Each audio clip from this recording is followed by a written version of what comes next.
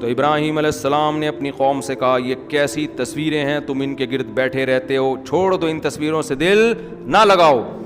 قالوا وجدنا آباءنا لہا عابدین, کہنے لگے ہم نے اپنے باپ دادا کو دیکھا ہے انہی کی عبادت کرتے ہوئے. ہندو کیوں ہندو ہے؟ اس لیے کہ ابا بھگوان رکھتے ہیں, دادا بھی بھگوان, وہ جو گھروں میں بت رکھتے تھے, اس بیس پر ہے, دلیل اور عقل کی بیس پہ نہیں ہے. آج کل یوٹیوب پہ ہندوؤں کے کچھ کرتب آ رہے ہیں, فیس بک پہ آتے ہیں نا, کہ وہ پنڈت جی نے یہ کر کے پڑھا دیا, یہ پڑھ دیا تو وہ خبریں صحیح نکلیں, وہ کہہ رہا ہے یار یہ تو بالکل صحیح خبریں ہیں, تو گویا غیب کا علم. تو خوب سمجھ لیں, جو ہندو حضرات ہیں ان کی خدمت میں گزارش کر رہا ہوں, یہ کام مسلمان مولوی کریں یا ہندو پنڈت کرے, یہ دونوں 2 نمبر ہیں. سمجھتے ہو؟ مسلمانوں میں بھی ایسے پیر و مرشد ہوتے ہیں جو بتا رہے ہوتے ہیں کہ یہ ہو جائے گا, یہ ہو جائے گا, اور ویسا ہو رہا ہوتا ہے. اور ہندوؤں میں بھی ایسے پنڈت ہوتے ہیں جو آپ کو اس طرح کے کرشمے دکھا رہے ہوتے ہیں, چاہے مسلمان روحانی علاج والا ہو جس کو میں پیار سے ٹوپی ڈرامہ کہتا ہوں, چاہے وہ پنڈت ہو, یہ دونوں 1 نمبر کے کیا ہیں؟ چور ہیں. یہ میں اس لیے کہہ رہا ہوں کہ ہندو برادری یہ نہ سمجھے کہ ہمارے مذہب کے رہنماؤں کو برا کہہ رہا ہے. بھائی یہ مسلمانوں میں ہو یا آپ میں ہو, یہ دونوں کیا ہیں؟ یہ کرشمے ہوتے ہیں, یہ شعبدے ہوتے ہیں, یہ شعبدے ہوتے ہیں. شعبدہ سمجھتے ہو؟ اب یہ ہندو لوگ گاری اردو بھی نہیں سمجھتے نا. شعبدہ نظر کے دھوکے ہوتے ہیں, یہ پہلے سے بندے رکھے ہوئے ہوتے ہیں, اپنے ہی لوگوں کو انہوں نے قائل کیا ہوا ہوتا ہے. چھوڑ دو, انسانوں کو فالو مت کرو. قانون سازی کرنے کا حق کس کو ہے؟ اس خدا کو ہے جس نے اس کائنات کو بنایا, اور وہ اکیلا ہے, اس کے ساتھ کوئی شریک نہیں ہے. پھر بھی یقین نہیں آتا, پی کے فلم دوبارہ دیکھ لو جا کے. سمجھ رہے ہو؟ فلمیں دیکھنا حرام ہے, ناجائز ہے, لیکن اگر دیکھنی ہی ہے نا, جیسے ہم کہتے ہیں ڈرامہ اگر دیکھنا ہی ہے تو اردول دیکھ لو. تو اگر فلم کسی ہندو نے دیکھنی ہی ہے تو پی کے دیکھ لو, 100% یقین آ جائے گا. اور پی کے دیکھو بغیر پیے, ایسا نہ ہو پی کے دیکھ رہے ہیں بیٹھ کے, یار وہ فلم دیکھ رہے ہیں پی کے, پھر تھوڑی سمجھ میں آئے گی. تو بغیر پی کے دیکھ لو, صحیح ہے نا. بعض چیزیں فلمیں سکھا دیتی ہیں. مجھے اس کا شارٹ کلپ کسی نے دکھایا, شارٹ کلپ اس فلم کا نا, اس کا جو مشہور اداکار تھا, نام میں لینا مناسب نہیں سمجھتا, اس کا جو مشہور وہ تھا نا کہ اس نے وہ سموسہ 50 روپے والا بھگوان, اور پتہ نہیں کیا تھا اس میں, وہ عجیب چکر میں بیچارہ خلائی مخلوق سے آیا ہوا آدمی عجیب مصیبت میں ٹینشن میں آ گیا نا, کہ 50 روپے والا تو 100 روپے والا. اچھا انہی دنوں میں تھائی لینڈ گیا تھا, تو وہاں ہول سیل ریٹ پہ بھگوان مل رہے تھے. میں گیا, اندر بہت سارے بھگوان بیٹھے ہوئے ہیں, اور 4 بھگوانوں پہ 1 فری مل رہا تھا. تو خیر میں نے کہا یار یہ عجیب سی چیز ہے, ہندوؤں میں پڑھے لکھے لوگ بھی تو ہیں, تو بھائی تم کیوں اس چیز کو فالو کر رہے ہو, کیوں اپنے مذہبی رہنماؤں کو فالو کر رہے ہو؟ ہم تو مسلمانوں کو بھی کہتے ہیں, مسلمانوں میں بھی جو 2 نمبر قسم کے مذہبی رہنما ہیں جو اپنی دکانیں چلا رہے ہیں ان کو فالو مت کرو. اس میں ہم ہندو مسلمان کی بات نہیں کر رہے, ہم کہہ رہے ہیں ایسی شخصیت کو فالو مت کرو جو تمہیں سیدھے راستے سے ہٹا رہا ہے. ایسے لوگوں کو فالو مت کرو, چاہے وہ مسلمان میں ہو چاہے وہ ہندوؤں میں ہو. وہ کتنی زبردست بات اس نے بتائی نا, کہ میں صرف ایک خدا کو مانتا ہوں جس نے سب کو بنایا, میں صرف اس خدا کو مانتا ہوں. تو ابراہیم علیہ السلام کا بالکل یہی مکالمہ ہو رہا تھا اپنی قوم سے. وہ کیا کہہ رہے ہیں کہ یہ کیا تصویریں ہیں جن کے سامنے تم صبح و شام جھکے رہتے ہو. تو وہ قوم جواب میں کیا کہنے لگی, ہم اپنے باپ دادا کو ہم نے اسی پر پایا ہے. ابراہیم علیہ السلام اکیلے, پوری قوم ایک طرف. کتنا کانفیڈنس, کہنے لگے لقد کنتم وآباؤکم, تم بھی تمہارے باپ دادے بھی, فی ضلال مبین, بالکل واضح گمراہی میں. گمراہی ایک وہ ہوتی ہے جس جو کنفیوز کر دیتی ہے انسان کو, یار پتہ نہیں یہ ہے یا یہ ہے. جیسے ہمارے پٹے چل رہے ہوتے ہیں نا آپس میں, 8 رکعت تراویح ہیں کہ 20 رکعت تراویح, رفع الیدین کرنا ہے کہ نہیں کرنا ہے, اس میں انسان الجھ جاتا ہے. کچھ چیزیں ایسی ہوتی ہیں کہ بھائی اس میں کیا پڑھا. ایک ہندو نے ہندوستان میں ایک عالم سے پوچھا کہ تم اسلام کی طرف ہمیں دعوت دیتے ہو, تمہارے اپنے اتنے پھڈے ہیں, تم پہلے یہ بتاؤ تم لوگ کا اہل حدیث سے پھڈا کیا ہے. وہ عالم تھے حنفی. اب وہ ہندو چاہ رہا تھا کہ یہ اہل حدیث پہ کیچڑ اچھالیں گے, پھر اہل حدیث ان پہ اچھالیں گے. میں بولوں گا دیکھو تم تو آپس میں نہیں ایک ہو, ہمیں کیا اسلام کی دعوت دے رہے ہو. تو حنفی عالم تھے, میں نام بھی ان کا جانتا ہوں لیکن مناسب نہیں ہے بتانا. تو ان عالم سے ہندو نے پوچھا کہ یہ اہل حدیث اور دیوبندیوں کا آپس میں پھڈا کیا ہے؟ ہندو کہہ رہا ہے. انہوں نے کہا کوئی پھڈا نہیں ہے, وہ کہتے ہیں رکوع میں جاتے ہوئے ہاتھ اٹھا لو, ہم کہتے ہیں ہاتھ نہ اٹھاؤ. باقی ہم بھی خدا کے قائل ہیں, وہ بھی کہتے ہیں ان پتھروں میں کچھ نہیں رکھا. کیا خاندانی جواب. کہہ رہے ہیں وہ چھوٹا سا ہے, وہ ہم جب رکوع میں جاتے ہیں تو ہم کہتے ہیں بغیر ہاتھ اٹھائے, وہ کہتے ہیں ہاتھ اٹھا لو. یہ ہلکا پھلکا لائٹ سا اختلاف چل رہا ہے بھی ایسا ہی حقیقت میں. بڑھانا چاہو تو آپ اس کو کفر ایمان کا مسئلہ بنا لو, ہلکا کرنا چاہو تو کچھ بھی نہیں ہے. اور کہا باقی ایک چیز ہم میں کامن ہے, ہم بھی کہتے ہیں خدا صرف ایک ہے, اور وہ بھی کہتے ہیں یہ اتنے جو پتھر بنا کے رکھے ہوئے ہیں نا, ان میں کچھ بھی نہیں رکھا.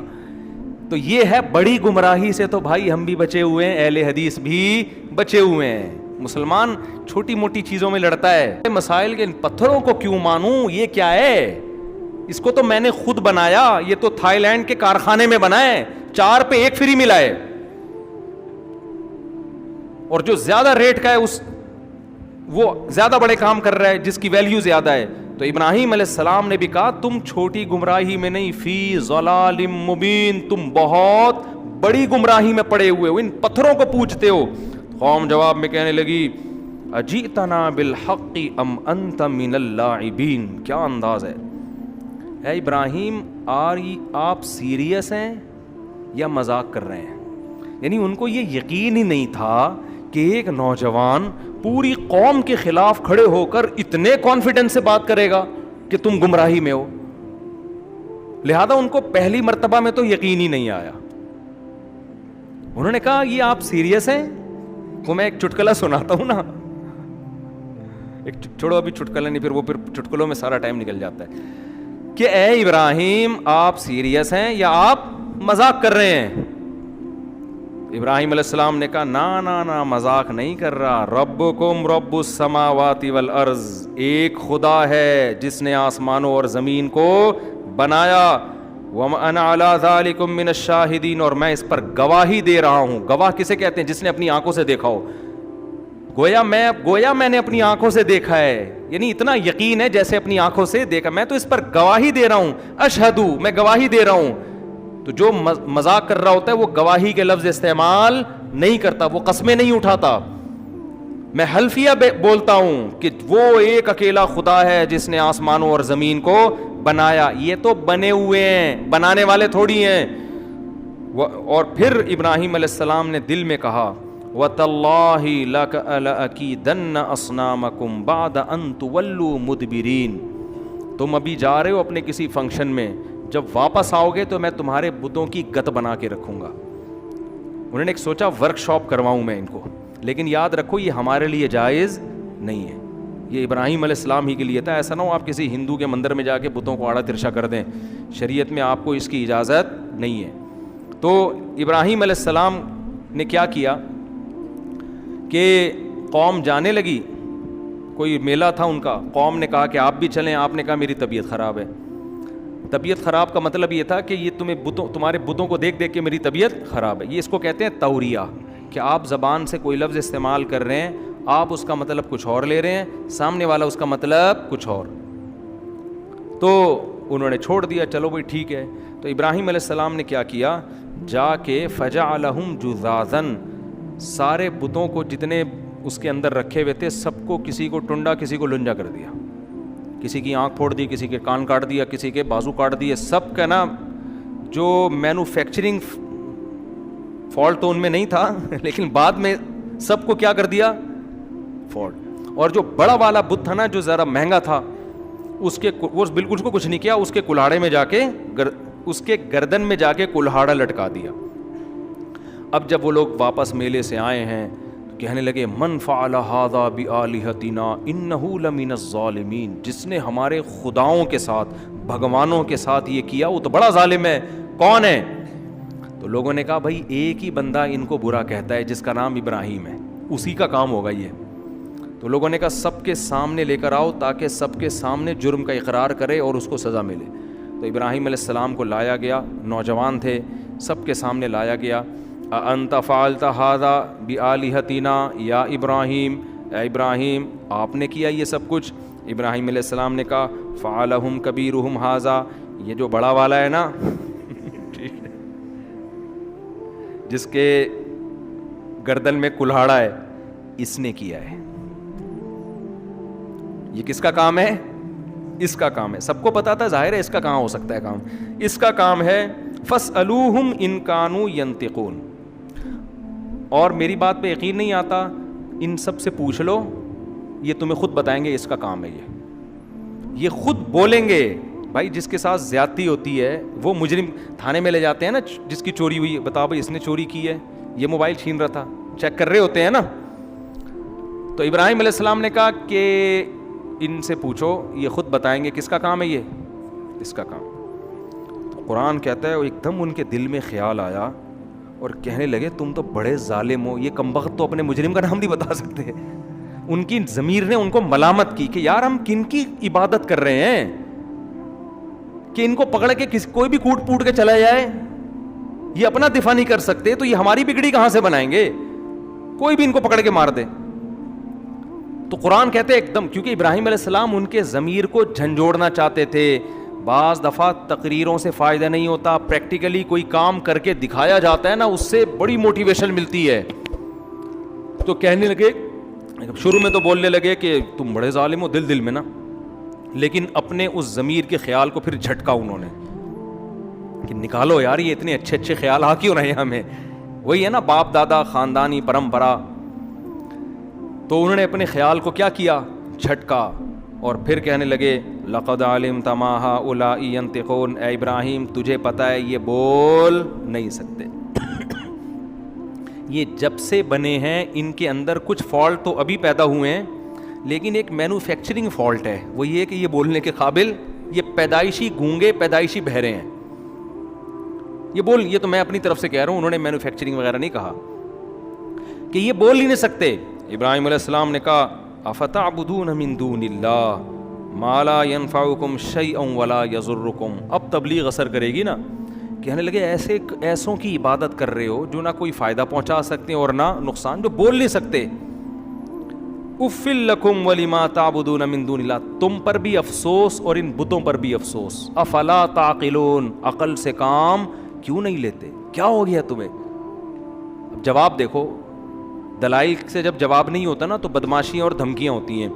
دھمکی دینے پر آ گئے, کہنے لگے حرقوہ, ابراہیم کو جلاؤ, وانصروا آلہتکم, اور اپنے خداؤں کی مدد کرو. خدا مدد کرتا ہے یا خدا کو مدد کی ضرورت ہوتی ہے؟ اپنے خداؤں کی مدد کرو. ان کنتم فاعلین, اگر تم نے کچھ کرنا ہے. لوگوں سے کہہ رہے ہیں اس سے بحث بازی مت کرو, بحث میں نہیں تم جیت سکتے. کرنا ہے تو اس کو جلا کے اپنے معبودوں کی مدد کرو. جلاؤ اس لیے کہ تاکہ آج کے بعد کسی کی ہمت نہ ہو. قرآن کہتا ہے قلنا یا نار کونی بردن وسلاما علی ابراہیم.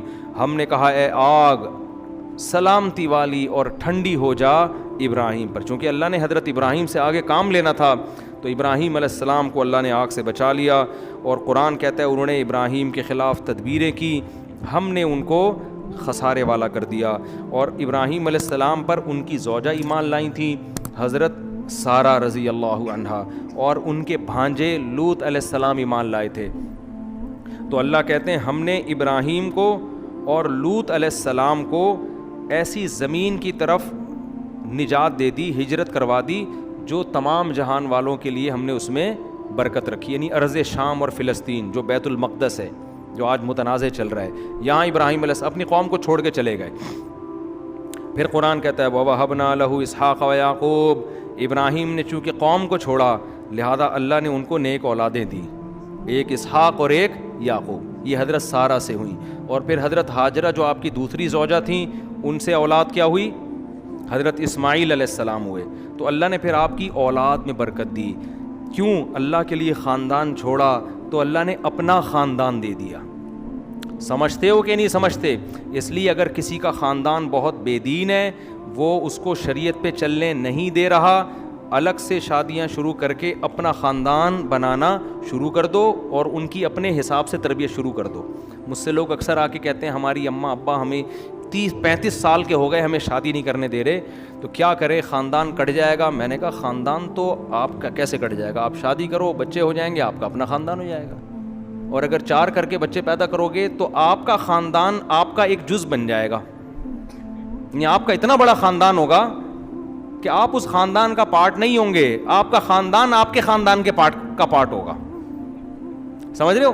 تو یہ بڑی بہترین پیکج ہے جو لوگوں کی سمجھ میں آتا نہیں ہے. حضرت ابراہیم نے یہی کیا کہ حضرت سارہ سے شادی کی اور حضرت ہاجرہ سے اپنا خاندان, اور ایسے نیک صالح اللہ نے بچے دیے, 3 پیغمبر, 2 پیغمبر اسحاق اور اسماعیل, اور اسحاق کے بیٹے پھر یعقوب, اور یعقوب کے پھر یوسف, اور ان کے بیٹے پھر مصر میں حکومت, پھر انہی میں موسیٰ علیہ السلام پیدا ہو رہے ہیں, داؤد علیہ السلام پیدا ہو رہے ہیں, سلیمان علیہ السلام پیدا ہو رہے ہیں, کتنے, زکریا علیہ السلام, حضرت مریم, عیسیٰ علیہ السلام. یہ ساری قربانیوں کا صلہ تھا جو اللہ نے اولاد کی صورت میں ابراہیم علیہ السلام کو دیا. اور آج بھی قربانی دو, اللہ نیک صالح اولادیں دے گا انشاءاللہ. یہ نہیں کہ ماں باپ کو چھوڑ کے بھاگ جاؤ, یہ مطلب نہیں ہے. مطلب یہ کہ غیر شرعی کاموں میں اپنے خاندان کو فالو مت کرو. خیر ابراہیم علیہ السلام نے تو اس لیے چھوڑ دیا نا کہ ان کو قتل کی کوشش کر رہے تھے, ورنہ وہ ابراہیم علیہ السلام تو وہیں تھے. جلدی بس میں یہ آیت مکمل کرتا ہوں. اللہ کہتے ہیں ہم نے ان کو ہبہ کر دیے اسحاق اور پوتے دیے یعقوب, اور ہم نے سب کو نیک بنایا, اور ہم نے ان کی اولادوں میں امام پیدا کیے جو لوگوں کو ہمارے حکم سے سیدھے راستے کی تلقین. یعنی صرف نیک بچے پیدا نہیں ہوئے, مقتدا اور رہبر پیدا ہوئے ہیں ابراہیم علیہ السلام کی اولاد میں. اور اللہ کہتے ہیں ہم نے لوط علیہ السلام کو بھی علم اور حکمت دیا, جو حضرت ابراہیم کے بھانجے تھے, حضرت ابراہیم پر ایمان لے کر آئے, تو ابراہیم علیہ السلام ان پر اللہ نے لوط علیہ السلام کو نبی بنا دیا, اور پھر ان کو اللہ نے بھیجا ایسی قوم کی طرف تبلیغ کے لیے جو شرک بھی کرتی تھی اور لڑکوں سے بدفعلی بھی. لوط علیہ السلام کی قوم سے پہلے یہ جرم دنیا میں کبھی بھی نہیں ہوا. اس سے بھی پتہ چلتا ہے یہ نیچرل نہیں ہے, شیطان نے ان کو اس کام میں ڈالا کے. تو لوط علیہ السلام جب گئے تو انہوں نے اپنی قوم کو سمجھایا لڑکوں سے بدفعلی مت کیا کرو. پورا واقعہ قرآن میں کئی بار بیان ہوا, ابھی بس میں شارٹ کر رہا ہوں. قرآن کہتا ہے ہم نے پھر لوط کو نجات دے دی, اور ان کے گھر والوں کو بھی سوائے ان کی بیوی کے, ان کو نجات دی ہم نے ایسی قوم سے کانت تعمل الخبائث, جو پلید عمل کیا کرتی تھی. تو اللہ کو یہ لڑکوں سے بدفعلی والا امر کیسا لگتا ہے؟ پلید عمل, گندے اعمال کرتی تھی. ہم نے لوط کو اس قوم سے بچا لیا.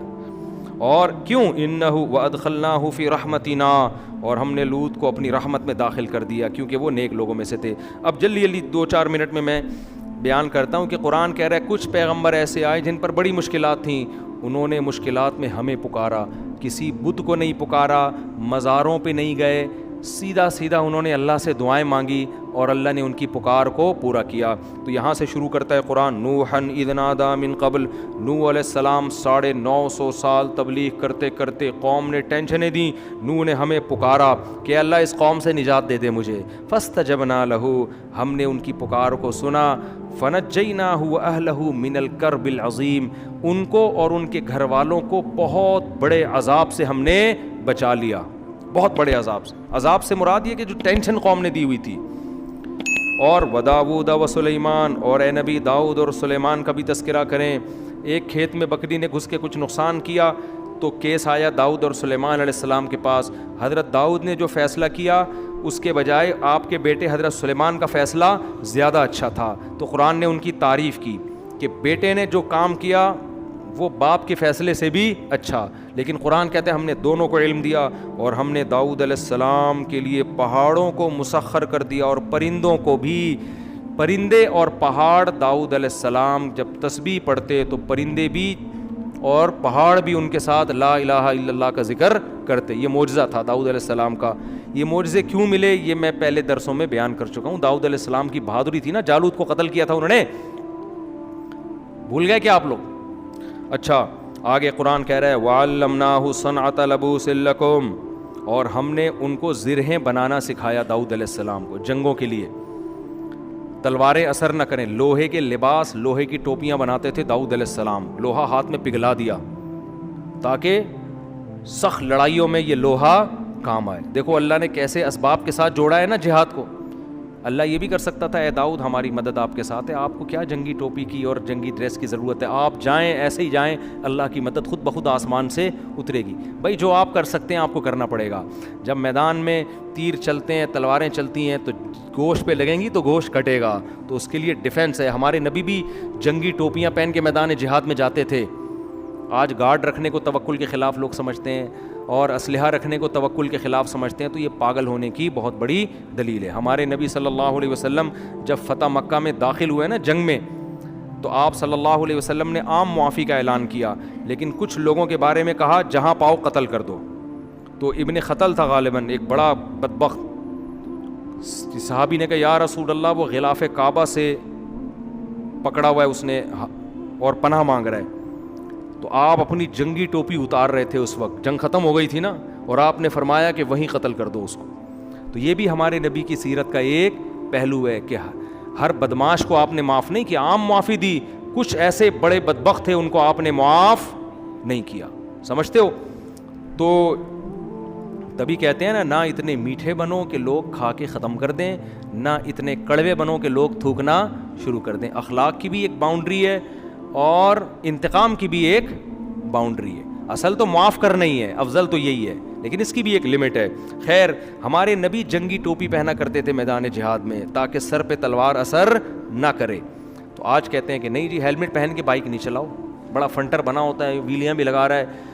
ہم بچپن میں کبھی ڈیفینس جاتے تھے, وہ لڑکوں کی ریسنگ ہو رہی ہوتی تھی, تو ایک ویلی لگا رہا تھا, سر کھل گیا اس کا, بہت بڑا فنٹر بنا ہوا تھا کہ 3 دفعہ سر کھلا تھا اس کا. سر کھلنا سمجھتے ہیں, نیچے گرا اور سر پھٹ گیا. اس کے ابا نے پھر پابندی لگائی, پھر بھی لگا رہا تھا ویلی. اب تک میرا خیال ہے انا للہ ہو چکا ہوگا.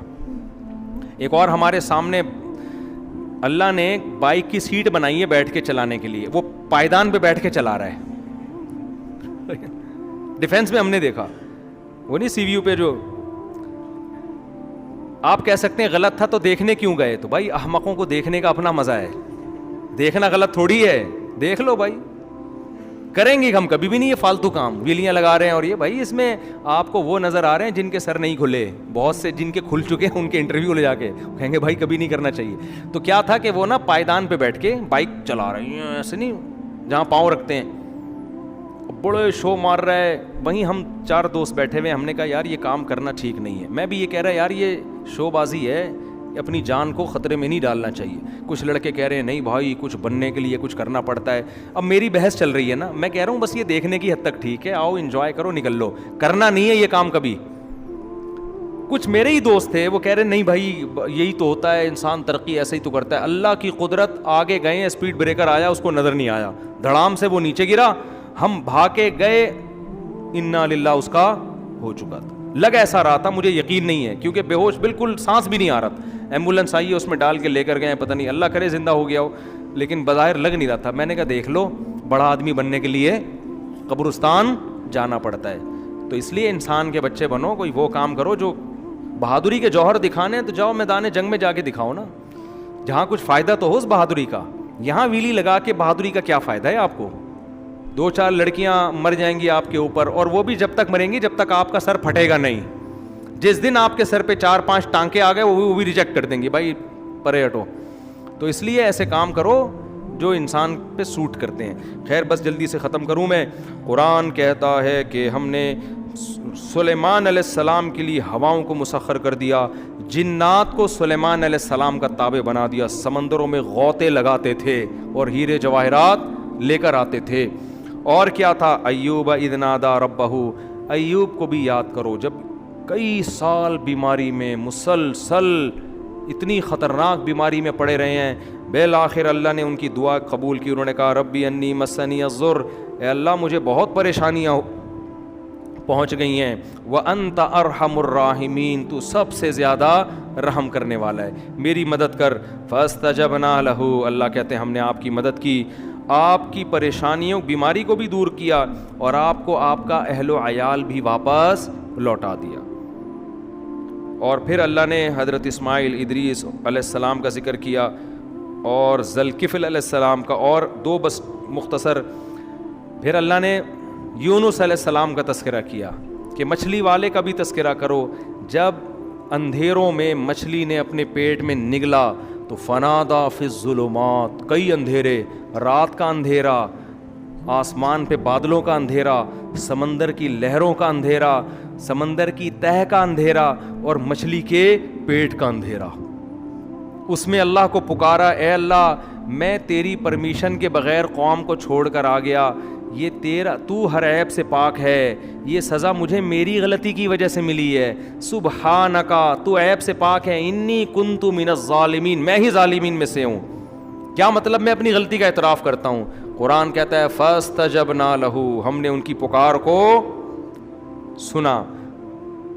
ونجیناہ من الغم, اور ہم نے ان کو غم سے نجات دی. کہاں گئے وظیفے بھائی؟ یونس علیہ السلام نے کوئی وظیفے کیوں نہیں پڑھنا شروع کر دیے وہاں بیٹھ کے؟ پیغمبروں میں آپ کو وظیفے نہیں ملیں گے, دعائیں ملیں گی, دعائیں.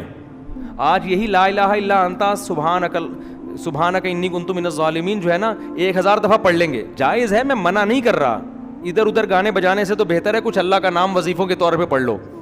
لیکن جو روح کیا ہے, روح یہ نہیں ہے کہ آپ پڑھو, روح یہ ہے کہ مانگو. یونس علیہ السلام نے لا الہ الا انت کا وظیفہ نہیں پڑھا, بلکہ اللہ سے دعا مانگی عاجزی کے ساتھ کہ مجھے بچا لے اس غم سے, تو اللہ نے بچا لیا. پھر قرآن کہتا ہے, اور زکریا کا بھی تذکرہ کریں, بڑھاپے میں بیوی بانجھ اور اللہ سے دعا مانگ رہے ہیں, اے اللہ مجھے اکیلا نہ چھوڑ, تو بہترین وارث ہے, مجھے بھی کوئی وارث دے دے. اللہ کہتے ہیں فاستجبنا لہ, ہم نے ان کی پکار کو قبول کیا. بڑھاپے میں ووہبنا لہ یحییٰ, ہم نے ان کو یحییٰ علیہ السلام دیے, اور ہم نے ان کی بیوی کو صحت دے دی, بانجھ پن دور کر دیا, بڑھاپا بھی ختم کر دیا. کیوں؟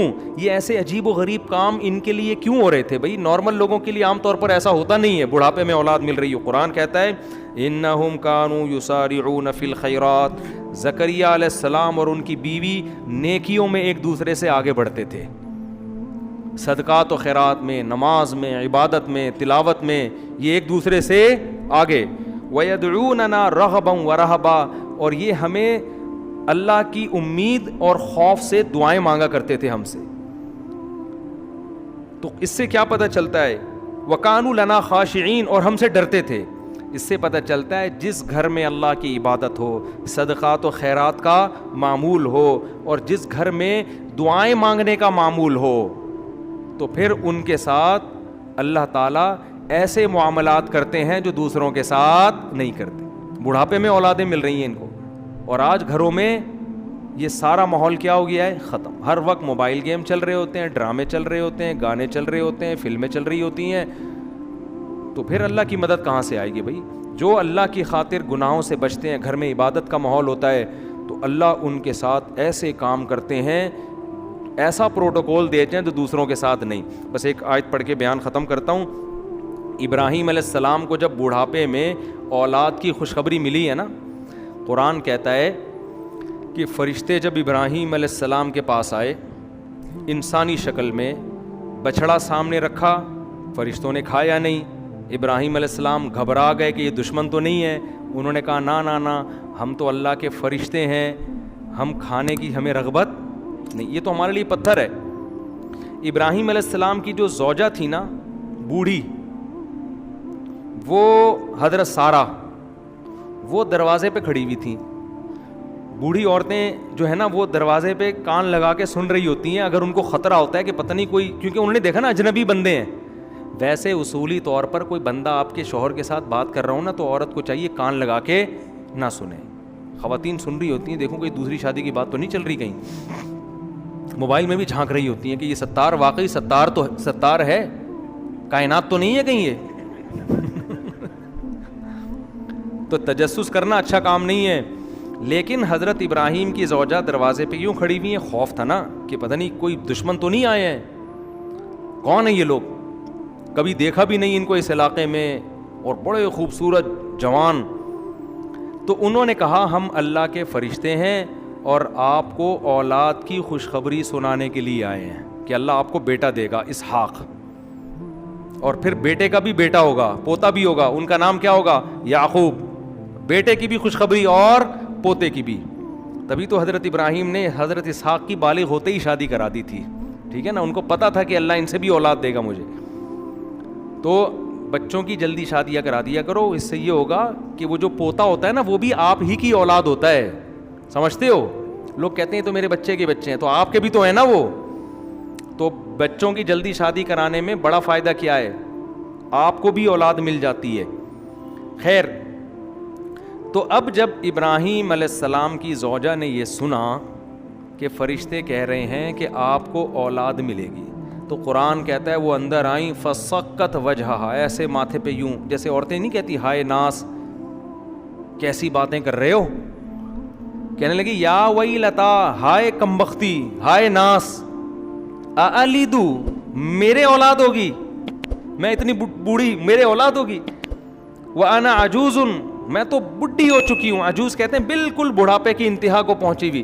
وہذا بالی شیخا, اور یہ میرا شوہر یہ بھی بڈھا ہے بھائی, اشارہ کر رہی ہیں ہاذا اشارے کی طرح, یہ بوڑھا اس کی اولاد ہوگی اور میں بھی, اور پھر ایسے نا ماتھے پہ یوں کر کے مارا ہے اور کہنے لگے ناس ہو تمہارا, تباہی ہے. تو اتنا تعجب ان کو ہو رہا تھا یہ کس طرح کی, ابھی تک تو خاموش کھڑی ہوئی تھی, بھائی ٹھیک ہے بچڑا نہیں کھا رہے, چلو سمجھ میں آتا ہے, اور جو ہے اجنبی لوگ ہیں, لیکن ابھی تک کوئی ٹینشن بھی نہیں دی. اب جو آگے باتیں شروع کر دی ہیں کہ اولاد ہوگی, تو یہ حضرت ابراہیم کی زوجہ سے یہ بات ان کی سمجھ میں نہیں آئی.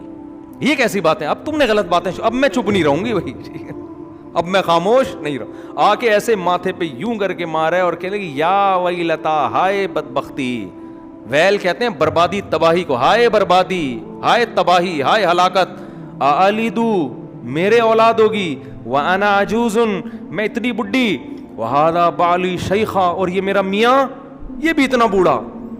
تو اب جو میں پوری بات بتانے کے لیے میں آیت پڑھی نا, تو فرشتوں نے کیا کہا, اتعجبین من امر اللہ, اللہ کے آرڈر پہ تمہیں تعجب ہو رہا ہے, رحمت اللہ وبرکاتہ علیکم اہل البیت, اے گھر والو تم عام لوگوں کی طرح نہیں ہو, تم تو سلیکٹڈ خاندان ہے تمہارا, تم نے شرک کے راستے کو چھوڑا, تمہارے گھروں میں سخاوت ہے.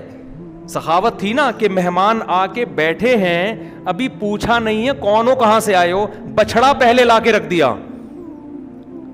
ہم تو کباب چائے نہیں لا کے رکھتے پہلے, بھائی تو بتا, میں تو نالائق آدمی ہوں, میں تو اسی طرح کرتا ہوں, بندہ ہے کون بھی کہاں سے آیا, کیوں آیا, بغیر پوچھے آیا, اتنے سارے ہمارے یہاں تو پریشانیاں ہیں نا. اور بعض دفعہ تو لوگ چائے کا پوچھ اس لیے رہے ہوتے ہیں تاکہ وہ کہے, میں بتاتا ہوں نا, ہمارے ایک دوست گئے اپنے کسی گھر میں, ان سے پوچھا کہ آپ نے کھانا کھا لیا, انہوں نے کہا نہیں کھایا. مجھے خود بتا رہے تھے, کہہ رہے مجھ سے پوچھا کھانا کھا لیا, میں نے کہا نہیں کھایا. کہہ رہے کھایا ہوتا تو چائے پلاتا, آپ چائے سے بھی گئے اور کھانے سے بھی گئے. یہ تو ہماری سخاوت ہے. تو کیسی سخاوت, ابھی مہمان آیا ہے, بچڑا پورا روسٹ کر کے سامنے لا کے رکھ دیا ہے, پھر دیکھ رہے ہیں کہ بھائی ہاتھ جا ہی نہیں رہے. تو یہ تو بھائی تمہارا تو خاندان سخی ہے, توحید پرست ہے, عبادتیں ہوتی ہیں.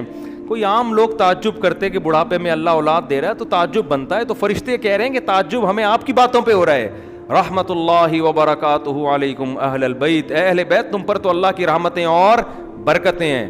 انہ حمید مجید, کیا مطلب, وہ اللہ بڑا قابل تعریف اور بزرگی والا ہے. یہ کیسی تعریف ہے اس کی کہ تم اس کے لیے قربانیاں دو اور وہ تمہارے لیے کچھ بھی نہ کرے. وہ تو قابل تعریف ہے, جتنا تم کرو گے وہ کئی گنا اس سے تمہارے لیے زیادہ کرے گا. تو یہ میں پوری تقریر اس لیے کر رہا ہوں, گھروں کے ماحول کو صحیح کرو. سمجھتے ہو, گھروں میں کچھ تعلیم کا تلاوت, تبھی تو حدیث میں آتا ہے کہ سنتیں گھر میں پڑھنی چاہیے تاکہ بچے بھی عبادت سے تھوڑے سے مانوس ہوں, تلاوت ہو. میرے والد صاحب کو اللہ مغفرت فرمائے, جب آفس سے آتے تھے نہا کے سب سے پہلے قرآن لے کے بیٹھ جاتے تھے اور اونچی آواز سے تلاوت کرتے تھے. پوری زندگی ان کا معمول ہم نے دیکھا. جب ان کا انتقال ہوا ہے تو اس دن تلاوت کی آواز گھر میں نہیں آئی ہمیں, اس کے بعد سے اب تک نہیں آئی. تو وہ ایک احساس ہوا کہ یار, اور بڑی پیاری آواز میں تلاوت کرتے تھے. تو ایک دم احساس ہوا کہ یار ہمارے گھر سے ایک رونق چھن گئی. یہ روزانہ ان کا معمول تھا, اور ایک خاص اسٹائل میں بیٹھتے تھے, ٹوپی اتار کے, ٹھیک ہے نا, کیونکہ گرمی ان کو بہت لگتی تھی. ٹوپی اتار کے بالکل گریبان کھول کے ایسے بیٹھ کے, حافظ تھے ماشاءاللہ, تو روزانہ پابندی سے قرآن کی تلاوت کرتے. تو جب انتقال ہوا, اور انتقال سے پہلے بھی تلاوت کر کے گھر سے گئے ہیں, پہلے تلاوت کی گھر میں, پھر تلاوت ختم کر کے وضو کیا, نماز پڑھنے کے لیے گئے, عشاء کی نماز میں بیٹھے ہوئے صف ہی میں ہارٹ اٹیک ہوا اور اسی میں ان کا انتقال ہو گیا. اللہ تعالیٰ مغفرت فرمائے. تو میں جو اصل بات عرض کر رہا ہوں کہ گھر میں تلاوت کا معمول ہوگا, نماز کا معمول ہوگا, بچے بھی یہ چیزیں کیا کریں گے, اڈاپٹ. اور اگر گھر میں ہر وقت ٹی وی چل رہا ہے, ہر وقت ڈرامے چل رہے ہیں, تو میرے بھائی پھر گھر میں برکتیں نہیں ہوں گی.